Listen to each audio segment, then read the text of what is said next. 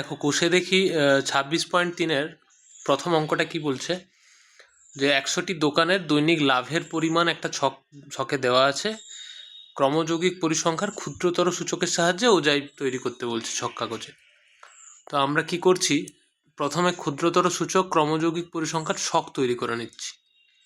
দেওয়া ছিল 0 থেকে 50 10 জন, 50 থেকে 116 জন, 100 থেকে 150 28 জন, 150 থেকে 222 জন, 200 থেকে 218 জন, আর 250 থেকে 306 জন। আমি ওটাকে করে নিয়েছি, নিশ্চয়ই জানো যে 0 থেকে 50 মানে আমি এটাকে লিখছি 50-এর কম 10 জন আছে। আচ্ছা, 50 থেকে 116 জন, তাহলে 50 পর্যন্ত ছিল 10 জন, 50 থেকে 16 হচ্ছে 100 জন, তাহলে 0 থেকে 100 মোট কজন হচ্ছে? 10 + 16 26।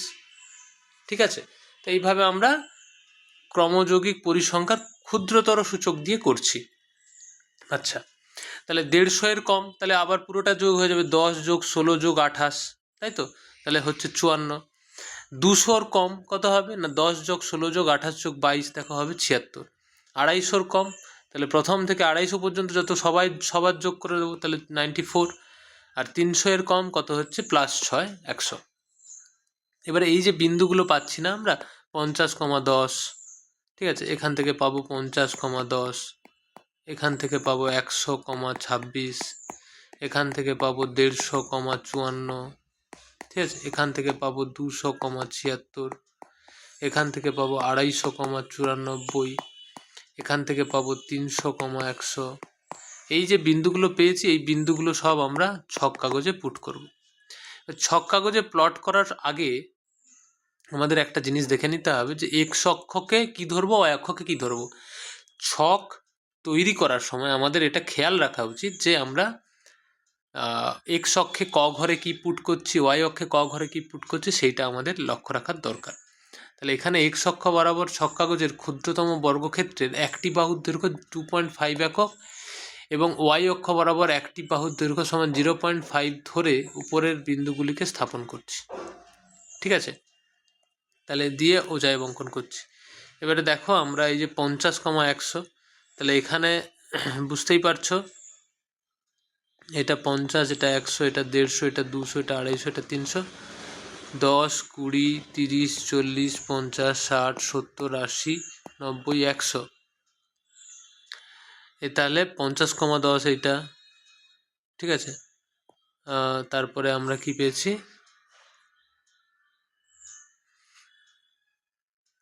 100,26, 150,54, ঠিক আছে, 200,76, 250,94 আর 300,100।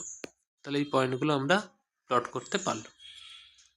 তাহলে এটাই হয়ে যাবে কিন্তু আমাদের ওজাই অঙ্কন করা হয়ে গেল। এখান থেকে কিন্তু মধ্যমা বের করতে বলেনি, ওজাই অঙ্কন করলাম। 2-এর দাগের অঙ্কটা কি বলছে? 2-এর দাগের অঙ্কে বলা আছে যে 35 জন মোট শিক্ষার্থী আমাদের ছিল, তাদের ওজনগুলো দেওয়া আছে। কীরকম করে দেওয়া আছে না, বলা আছে এখানে কিন্তু ওজাই মানে ছক বানানোই আছে, তাই না? 38-এর কম কেউ নেই, 40-এর কম 4 জন, 42-এর কম হচ্ছে আমাদের 6 জন, 44-এর কম 9 জন, 46-এর কম 12 জন, 48-এর কম আছে হচ্ছে 28 জন, 50-এর কম হচ্ছে 32 জন, আর 52-এর কম হচ্ছে 35 জন। তাহলে আমি পয়েন্টগুলো কিন্তু পেয়ে গেছি। কম কম করে বলা আছে মানে আমাদের এটা কি ক্ষুদ্রতর সূচকই কিন্তু দেওয়া আছে। ক্লিয়ার? তাহলে ওজনগুলো এইগুলো দেওয়া আছে আর শিক্ষার্থীর সংখ্যাগুলো দেওয়া আছে। তাহলে পয়েন্টগুলো কী হবে? 38,0, 40,4, 42,6, 44,9, 46,12, 48,28, 50,32, 52,35। তাহলে এই যে পয়েন্টগুলো আমি পেয়েছি, এই পয়েন্টগুলো প্লট করে নিলাম। কীভাবে প্লট করব? আবারও আমাকে ধরে নিতে হবে। দেখো লিখেছি, এখন এক্স অক্ষ বরাবর ছক কাগজের ক্ষুদ্রতম বর্গক্ষেত্রের একটি বাহুর দৈর্ঘ্য 1 এবং ওয়াই অক্ষ বরাবর একটি বাহুর দৈর্ঘ্য 0.5। এখানে একক কথাটা লিখে দেবে। একক ধরে উপরের বিন্দুগুলি স্থাপন করলাম এবং বিন্দুগুলি যুক্ত করে ওজাই তৈরি করলাম। তাহলে এখানেও আমাদের ছবি আঁকা কিন্তু কমপ্লিট হয়ে গেল। আচ্ছা, এখানে আমি এই লাইনটা দিয়েছি কেন? এই লাইনটা দিয়েছি কারণ আমরা এখানে 30 ধরেছি, তো এখানে 40 50, তো আমি একটা এটাকে জিগজ্যাগ লাইন বলে, মানে এই লাইনটা দিলে অরিজিন থেকে একটু দূরে আছে, সেটা এখানে না দিলেও চলতো। তবে আমি দেখো এই ঘরটা 10, মানে একটা একটা যে এরকম ঘরগুলোকে আমি 10 10 করে ধরেছি। তাহলে অ্যাকচুয়ালি কি এইখানে 10 20 30, 10 20 দুটো আছে, কিন্তু দুটো তো আমি দেখাইনি। ধরলে এ পাশে আরও একটু চলে আসতো, 80টা হয়তো এখানে চলে আসতো, তাই আমি সেটাকে স্কিপ করে দিয়েছি। এরকম করে স্কিপ করা যায়, এই জায়গা থেকে 30 ধরেছি, তো ওইটা স্কিপ করার জন্য জাস্ট অরিজিন থেকে অনেকটা দূরে আছে। আরও আরও মানে ধরো 100 থেকে কোনো একটা জিনিস স্টার্ট হলো, সেই সব ক্ষেত্রে দেওয়াটা আরও বেশি সুবিধা। এক্ষেত্রে না দিলেও চলতো, তবে দেওয়া আছে, ঠিক আছে। এবার তাহলে আমি পয়েন্টগুলো সব প্লট করেছি, সমস্ত পয়েন্টগুলো প্লট করে এবারে তাদেরকে জুড়ে দিয়ে আমি এই ওজাইভটা পেয়েছি ক্ষুদ্রতর সূচক দিয়ে। কিন্তু এইবারে কিন্তু আমাদের কোশ্চেনটা বলছে ছবি থেকে মধ্যমা বের করো, আবার সূত্রের সাহায্যে মধ্যমা বের করো, ঠিক আছে। সূত্রের সাহায্যে যদি আমরা মধ্যমা বের করতে চাই, আচ্ছা আগে ছবি থেকে বের করি। তাহলে ছবি থেকে মধ্যমা কি করে বের করব? ছবি থেকে মধ্যমা বের করতে গেলে আমাদের করতে হবে, যেইটা আমাদের এন এর মান কত পেয়েছি, এন এর মান, এন হচ্ছে আমাদের 35, 35/2 করো, তাহলে কত, 17.5। এই 17.5 এই যে পয়েন্ট, এই যে ওজনটা কোথায় পেয়েছি আমরা দেখব। 17.5 এইখানে হচ্ছে, 17.5 ওজনটা হচ্ছে এইখানে, এইখানে আছে, তাই না? 15 16 17 17.5, 17.5 থেকে আমাদের ছক কাগজ থেকে যেভাবে মধ্যমা নির্ণয় করতে হয়, 17.5 ওজনের থেকে কার্ভে আসবো, দিয়ে কার্ভ থেকে আমরা এই নিচে যাব ছাত্রের সংখ্যাতে। তাহলে এইটা অ্যাকিউট করে, এখানে ছবিটা অত ক্লিয়ারলি বোঝা যাচ্ছে না, তবে ছবিটা যদি ক্লিয়ারলি বোঝা যেত তাহলে এখানটায় মানে একটু দেখার চেষ্টা করো, আমি বলছি এখানটায় এটা 40, এটা 50, তাহলে 40 আর 50-এর মধ্যে হবে। এবারে একটু ঠিক করে দেখো, এইখানে হচ্ছে আমাদের কত হচ্ছে, 46.69 আসছে আমাদের এই জায়গাটায়, এইখানটায় আসছে 46.69। 41 42 43 44 45 46, 46 আর 47-এর মাঝে আছে তো। এবার 0.69টা তোমাদের নাও আসতে পারে, ওই রকম অ্যাকিউট করে তো বলা যাবে না, কিন্তু 46 এবং 47-এর মধ্যে আসছে সেটা বোঝা যাচ্ছে। দেখো 41 42 43 44 45 46, আর এটা 47, তাহলে এদের মাঝে আছে। তাহলে তোমরা 46.56 যা হোক একটা করে দিলেও চলবে, ঠিক আছে। 0.69 তো আর বের করা যায় না এইভাবে। তাহলে হলো, এটা কিভাবে করেছি আমি বলে দিয়েছি, যে এই এন মানে ছক কাগজ থেকে কিভাবে মধ্যমা বের করা যায়, ঠিক আছে, সেটা আমি এখানটায় লিখে দিয়েছি। n/2 করে যেটা পাবো 17.5, এই 0.17.5 বিন্দু দিয়ে এক অক্ষের সমান্তরাল সরলরেখা ওজাইভকে পি বিন্দুতে ছেদ করলো। দেখো 0.17.5 বিন্দু থেকে এক অক্ষের সমান্তরাল সরলরেখা ওজাইভকে পি বিন্দুতে ছেদ করেছে। এবারে পি বিন্দু দিয়ে এক্স অক্ষের ওপর লম্ব টানা হলো, পি বিন্দু থেকে এক্স অক্ষের ওপর লম্ব টানা হলো, মানে ওয়াই অক্ষের সমান্তরাল করে লম্ব টানলাম, যা এক্স অক্ষকে এম বিন্দুতে ছেদ করেছে, তাহলে এটা হচ্ছে সেই এম বিন্দু। এবারে এম বিন্দু স্থানাঙ্ক বের করেছি, এইটা তোমাদের বলেছি যে 46 আর 47-এর মাঝে কোনো একটা পয়েন্ট লিখে নেবে, ঠিক আছে। সেটা নিশ্চয় বোঝা যাচ্ছে, মাঝামাঝি হচ্ছে, মানে একটু মাঝের থেকেও ওদিকে চলে যাচ্ছে। তো যাই হোক 46.69 আমাদের পয়েন্টটা আসছে এম বিন্দু স্থানাঙ্ক। এবার এম বিন্দুর যে এক্স কোঅর্ডিনেট সেটাই হবে মধ্যমা, ক্লিয়ার। এবার সূত্রের সাহায্যে আমরা তো মধ্যমা বের করেই এসছি এর আগে। কি লিখতাম আমরা সূত্রের সাহায্য করতে গেলে? শ্রেণী সীমানা লিখতাম, পরিসংখ্যা লিখতাম, আর ক্রমযৌগিক পরিসংখ্যাটা লিখতাম। এখানে ক্ষুদ্রতর সূচক দিয়ে করব। তাহলে দেখো 0 থেকে 38 কেউ নেই, 0। 38 থেকে 40 4জন, 40 থেকে 42 2জন। এটা হচ্ছে দেখো পরিসংখ্যাটা আমাদের যেরকম দেওয়া আছে আমি লিখে নিয়েছি। এইবারে ক্ষুদ্রতর সূচক ক্রমযোগী পরিসংখ্যা, তাহলে এটা 0, 0 + 4, 4 + 2 6, 6 + 3 9, 9 + 3 12, 12 + 16 28, 28 + 4 32, 32 + 3 35। তাহলে এটা হলো টোটাল ফ্রিকোয়েন্সি। এবারে আমরা কি করতাম? n/2 করতাম। n/2 কত হচ্ছে? 17.5। তারপর কি লিখতাম? 17.5-এর ঠিক বেশি ক্রমযৌগিক পরিসংখ্যা কোথায় পড়ছে? দেখো 17.5-এর থেকে ঠিক বেশি, তাহলে এইখানে পড়ছে, মানে 46 থেকে 48টা হচ্ছে আমাদের মধ্যমা শ্রেণী। বোঝা গেছে? এবারে নির্ণয় মধ্যমা কি বলছে, সূত্র হয় আমাদের L plus n/2 minus CF/F into H, তাই তো? তাহলে L হচ্ছে 46, n/2 হচ্ছে 17.5 মাইনাস 12/16 ইন্টু 2। এবারে ক্যালকুলেশন করলে 46.69 আসছে। তাহলে কি পেলাম আমরা? ওজাইভ থেকে প্রাপ্ত মধ্যমা এবং সূত্রের সাহায্যে প্রাপ্ত মধ্যমা দুটি সমান। এটাই তো আমাদের দেখাতে বলেছিল, যে দুটো সমান হবে সেটা দেখাও। তাহলে দেখাতে পারলাম। এবারে আমরা চলে আসি 3-এর দাগের অঙ্কে। 3-এর দাগের অঙ্ক কি বলছে না, এখানে একটা শ্রেণী দেওয়া আছে 0.5 থেকে 0 থেকে 5, 5 থেকে 10, 10 থেকে 15, 15 থেকে 16, 16 15 থেকে 20, 20 থেকে 25, 25 থেকে 30। ঠিক আছে? আর পরিসংখ্যাগুলো দেওয়া আছে 0 থেকে 5-এ 4 জন, তারপর 10, 15, 8, 3, 5। বৃহত্তর সূচক দিয়ে এখানে আমাকে ওজাইভ তৈরি করতে বলছে।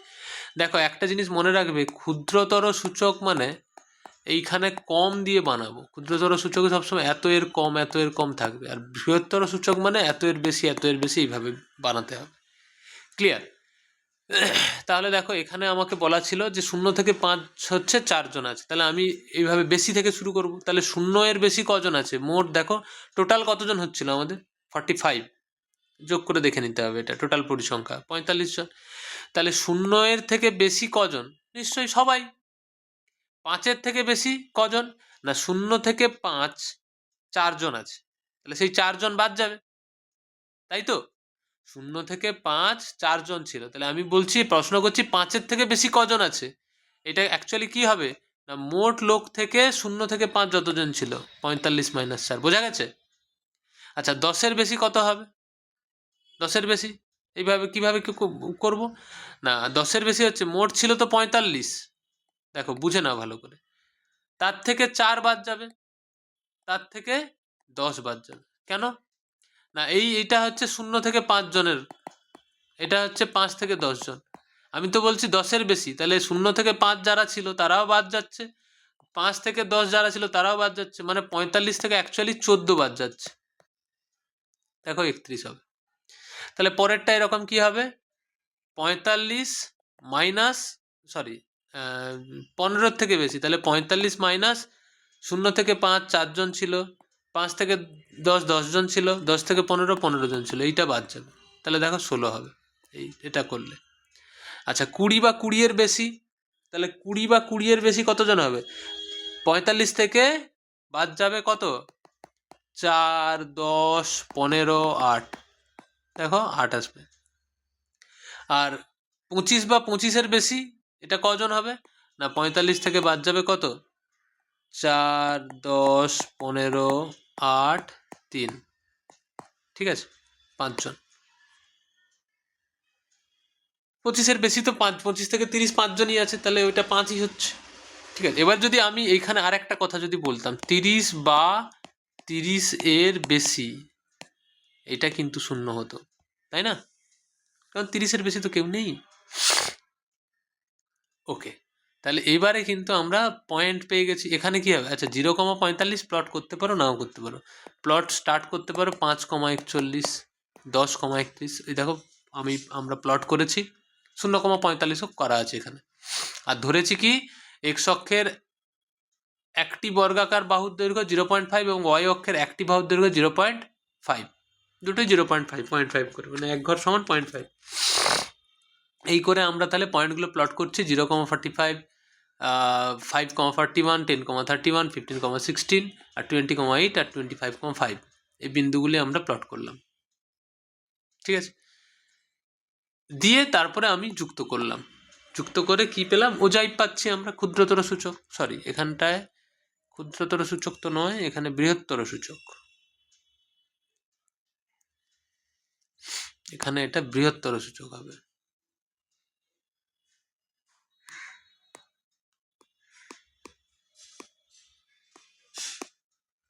বৃহত্তর সূচক অঙ্কন করা হলো।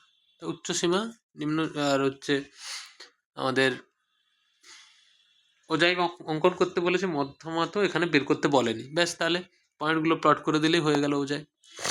একটা জিনিস খেয়াল করো, ক্ষুদ্রতম সূচকটা কিন্তু সবসময় এরকম করে যায়, মানে এই এরকম করে এগোবে, আর বৃহত্তর সূচক স্টার্ট হবে কিন্তু এখান থেকে স্টার্ট হচ্ছে। ঠিক আছে, মানে একজন ক্ষুদ্রতর যদি আঁকতাম এইটারই হয়তো এরকম হতো। ঠিক আছে, যে কোনো প্রবলেমেরই ক্ষুদ্রতর বৃহত্তর দুটোই অঙ্কন করা যায়।